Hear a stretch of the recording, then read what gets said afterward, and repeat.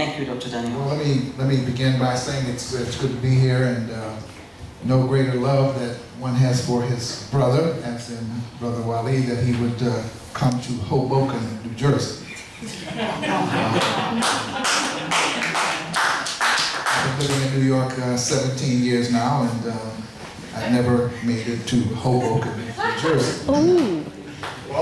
So I had to make my way here, and when I got on the PATH train finally, I sort of scanned to see what the complexion of the people were coming this way, and I was getting a little nervous. I think I counted 2 or 3, and then it's a nice little town though. This is Frank Sinatra's place? He hated it. Oh, he did? It's my kind of town, Hoboken. Well, anyway, and to the moderator and to all the panelists, indeed it is good to be here in the sense of discussing the issue of why Haiti was not rescued, I think is the broad framework. Let me just say that I approach it from an African-centered perspective. By that I mean that my perspective is as a person of African descent, and so I see Haiti as what I call a Pan-African project. In fact, Wally and I, or African views, we're working on something called a Pan-African Unity Dialogue, because I am a Pan-Africanist. And as a Pan-Africanist, I've devoted the last 15 years of my work exclusively to Haiti, having been involved in all kinds of struggles, including the African Liberation Day in 1972, all kinds of struggles in the Caribbean. But I focused on Haiti because, as far as I am concerned, people of African descent, indeed the world, all owe a special debt to Haiti. This is not sentimental, this is not, I mean, I love Haiti's people, I love the culture and history, but it is the history that is incredibly important. That at the height of the propagation, at the height of the Holocaust of enslavement and the propagation of the myth of white supremacy, and when African people were on our knees, having been our civilizations and societies crushed by and large, not totally, but at least the incursion. It was really the Haitians who rose up to shatter the myth of white supremacy and gave us back our dignity. And for having done so, Haiti has never ever been forgiven, because it happened at a time when it was not supposed to be. It was not supposed to be that these Africans were to resist the slave system, the colonial system, and give such incredible inspiration to people of African descent the world over. Parenthetically, the United States of America should also be indebted to Haiti forever. As Haitian troops fought in the Battle of Savannah, and indeed, had it not been for the Haitian Revolution, there would not have been the Louisiana Purchase, which doubled the size of these United States of America. And so Haiti should always have been treated as a special neighbor. But we know the nature of the political economy of capitalism is such that you don't have special neighbors, particularly when you can trample on them, and that's precisely what has happened with Haiti throughout its history. So that is sort of the context that I bring to the conversation.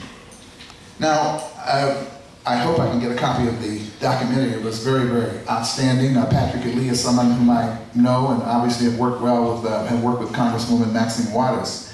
But as a summary point, why was it difficult for Haiti to recover? Well, first is the question of policy. You have a city, Port-au-Prince, which was variously conceived to have 300 to 500,000 people, which ended up with 3 million people in it. And in the overall sort of what we would call a metropolitan area, 4 million people. That's almost half of the total population of Haiti in a highly congested area, having been done in a way totally uncontrolled growth. I used to sort of sit and actually look out of the window of the Hotel Montana and just watch it was like a cancer as the dwellings were sort of creeping up the mountains. No reinforced rods, I mean just building on top of building on top of building. I think it was either Peru that had an earthquake subsequently that was even greater in magnitude. And you know, all deaths are regrettable and to be lamented, but about, I think they said something like 1,000 people died. But in Haiti, 300,000 people died because of the nature of the building and so forth and so on. And that is precisely because of all the things you saw. U.S. policy undermining rights, undermining And you know, I don't know what was shown in this the video. There was something at one time called the Haitian Creole pig. That was also similarly just decimated, annihilated, completely wiped out. And all of that is, of course, in deference to U.S. agriculture. And so, this explosive, uncontrolled growth, the lack of building codes. This is a question that should be debated. It's certainly starving the government and feeding 10,000 NGOs. It is true that the Haitian government has a history of corruption, and corruption is not to be smiled on, it is to be rooted out at all costs. But as Congresswoman Yvette Clarke once said, if we can support Hamid Karzai in Afghanistan, then, you know, it's difficult to have, it's a difficult proposition when you starve a government, and this was particularly true under the regime of President Jean-Bertrand Aristide. You starve the regime for your own political purposes, and then you feed the NGOs. And so you now have this 10 to 15,000 NGOs which are uncoordinated, do their own thing. It's been compared to, I think it's Rwanda, where President Kagame has, in fact, this is the model, has been able to rein them in, and this is what needs to happen in Haiti. So you have that phenomenon. And I must say that even though I am terribly disappointed, disgusted even with the way the Haitian government has functioned since the earthquake, the regime of President René Préval, prior to the earthquake, had actually scored high marks in terms of dealing with issues of corruption, accountability, as well as lowering the political temperature. Those are two things I think that he had done quite well. Now, after the earthquake, it's been really a disaster.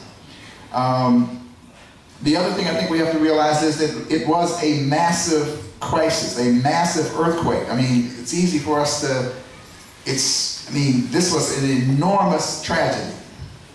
And in good times, people who know Haiti well know that things are rough in Haiti at normal times.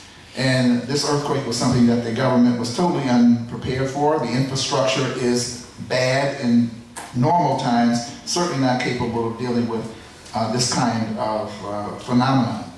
And in that regard, it seems to me that one of the key problems was the inability and unwillingness of the international community to coordinate effectively with the Haitian NGOs. In other words, they took a kind of, we know how to do this, and we'll drop down with our planes and parachutes and whatever, and we'll get it done. And they almost always left out the ingenuity, the experience, and the knowledge of the local people who could have said, if you do it this way, it'll happen better. And so there's been a lack of coordination, a lack of planning in terms of how this whole process has unfolded. We just returned from Haiti October 7th through the 11th. We went back to the same tent community that we had visited earlier, where people had self-organized themselves, and that's an important statement, self-organized themselves, not the government, the people organized themselves, created their own structures. And I must say that, you know, things were actually worse. They were not better. They were only better in the sense that people had nowhere to go. Now they have tents, and there were no latrines. There are some latrines, but certainly no measurable, meaningful progress. And the final thing I would say in that regard, that there is a plan. There's an interim Haitian Reconstruction Commission that's been put together. There is a plan. But the problem with the plan is that the people have not been included in the process. Huge criticism, and the people have not been included. There's been no mass meetings, town hall meetings, consultations to talk about how do we include the people in the process. And I guess my final comment will be, given what was the history of the politics of rice, is this, that there's a built-in tension, because many of you know that there's been a HOPE 1, 2, 3, 4, passed by the Congress of the United States, to incentivize manufacturing, which really at the end of the day means incentivizing sweatshops again. It is really a contradiction to talk about decentralization if you're going to continue to have the same sort of manufacturing modality. And this is what's being proposed. And so I've been pushing very hard with Maxine Waters, Charlie Winger, as many people as were here, is that you need two things. Number one, you need to incentivize agriculture. And former President Clinton has admitted that, which is shown in the film, that U.S. policy undermined Haitian agriculture. And so you need to incentivize agriculture. If you're going to have to 2020 to deal with manufacturing, there ought to be to 2020 that there is a special set of incentives for Haitian farmers and Haitian peasants. The last thing is that you need a cash for work program, which is far bigger than we have on the ground now. You need something, a public works, WPA, New Deal type program that would employ something like 700,000 people in order to really, particularly young people, and it ought not to just be work, it ought to be vocational training, planning and looking for the future of the country. None of these things are happening currently. The current election, I agree with our sister moderator, the report that we put out, we recommended against having elections in this climate. We argued for an interim government of national reconstruction, which didn't mean that Trey Ball had to stay in office. It meant that we should work to create a consensus interim government for at least a year to 18 months and then have elections. Now this has been another distraction away from the reconstruction process. 1.3 million people still within these 10 communities, and that is becoming the new normalcy. It's like people are beginning, it's like the new norm. It is the new city Soleil, sort of, in a way. It is the new norm. It's this 1.3 million people who are on the ground. So those are my sort of opening observations.